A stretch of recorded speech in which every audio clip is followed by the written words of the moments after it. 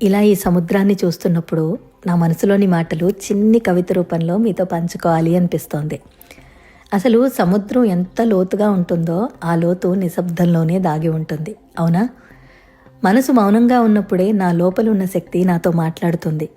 గెలుపైనా ఓటమైనా రెండూ నాకు ఎన్నో నేర్పించిన పాఠాలు, నేను నేర్చుకున్న గుణపాఠాలే. పడిపోయిన ప్రతిసారి నేను మరింత బలంగా లేచాను. నెమ్మదిగా నడుస్తున్నానేమో కానీ నా దిశ మాత్రం చాలా స్పష్టంగా ఉంది. కష్టమే నా ధ్యానం, సహనమే నా ఆయుధం. నిన్ను నువ్వు నమ్మిన క్షణమే ప్రపంచం నీ విలువ గుర్తిస్తుంది. అది ఖచ్చితంగా నిజం, నమ్మాల్సిన నిజం. విజయం నా ముందు కాదు, నా వెనక కాదు, నా అడుగుల వెంటే నడుస్తుంది, నాతోనే ఉంటుంది.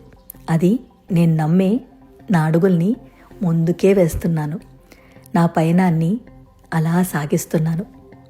అది బాగుందా? నచ్చిందా? అయితే లైక్, బాగా నచ్చితే మరో కమెంట్, ఇంకా నచ్చితే షేర్. మీకే ఈ కవిత అంకితం. అంతే.